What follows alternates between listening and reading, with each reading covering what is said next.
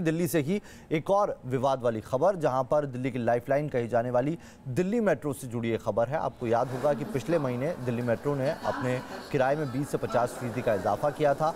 किराए में इजाफे को लेकर काफ़ी राजनीतिक विवाद भी खड़ा हुआ।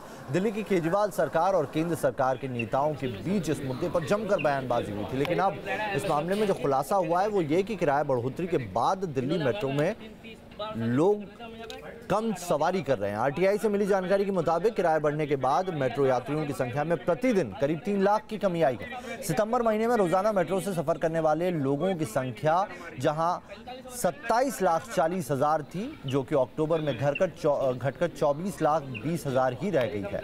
यानी किराया बढ़ने से यात्रियों की तादाद में करीब 11% गिरावट दर्ज की गई है। दिल्ली मेट्रो के सबसे व्यस्ततम ब्लू लाइन रूट पर भी मुसाफिरों की संख्या में भारी कमी दर्ज की गई है।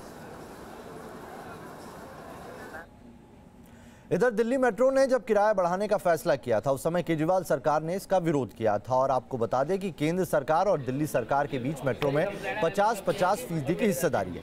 केजरीवाल ने उस दौरान कहा था कि अगर केंद्र सरकार किराया नहीं बढ़ाती है तो वो मेट्रो को होने वाले नुकसान का 50% देने को तैयार है। अब आरटीआई के जरिए खुलासा हुआ कि मेट्रो में लोगों ने सफर करना कम कर दिया तो केजरीवाल सरकार को केंद्र सरकार पर हमला करने का एक मौका मिल गया है।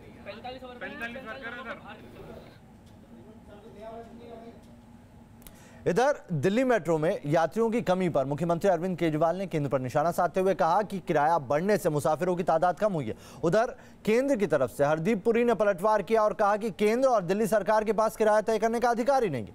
इस बीच दिल्ली सरकार के मंत्री गोपाल राय भी इस विवाद में कूदे और उन्होंने कहा कि केंद्र सरकार को किराया बढ़ाने के अपने फैसले पर पुनर्विचार करना चाहिए।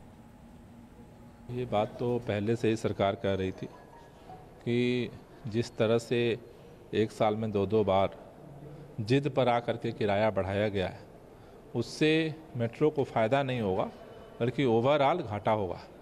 और जो अभी आप तथ्य रख रहे हैं तो सरकार इस पर नज़र रखेगी और इसको एनालिसिस करेगी। मेट्रो सबकी सार्वजनिक धरोहर है, सब लोगों के टैक्स से चलता है, तो जो बेहतर हो उस रास्ते पर हमें लगता है जिद छोड़ के पुनर्विचार करना चाहिए। इधर हरदीप पुरी ने किराए में बढ़ोतरी का बचाव करते हुए कहा है कि 2016 में भी अक्टूबर के दौरान यात्रियों की संख्या बढ़ी थी और इसीलिए कहना गलत होगा कि किराया बढ़ने से यात्री घटे हैं, क्योंकि पहले भी इस तरह की गिरावट देखी जा चुकी है।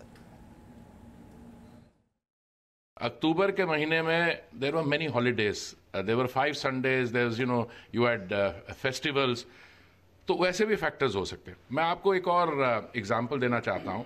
2016 में सितंबर 2016 और अक्टूबर 2016 में 1.5 लाख की ड्रॉप थी फिगर की। उस समय तो कोई फेयर इंक्रीज नहीं थी। तो ये अनरिलेटेड फैक्टर्स होते हैं। कुछ असर हो सकता है। असर कैसे हो सकता है? मान लीजिए आप एक फैसिलिटी का जो किराया है 1 रुपये से लेकर 100 रुपये कर दें, तब तो फर्क पड़ सकता है, क्योंकि कुछ लोग कहेंगे वो अफोर्ड नहीं कर सकते। और पर इनवेरिएबली जब से ये मेट्रो बनी है अब तक इसके किराए एकदम कंट्रोल रहे हैं। वहीं इस पूरे मामले पर अब डीएमआरसी की तरफ से भी बयान जारी किया गया है। डीएमआरसी ने कहा है कि यात्रियों की संख्या में कमी का कारण सिर्फ किराए में बढ़ोतरी नहीं, अक्टूबर के महीने में दिवाली, छठ पूजा और भैया दूज जैसे त्योहारों के कारण कई छुट्टियां थी। इसकी वजह से यात्रियों की संख्या घटी है।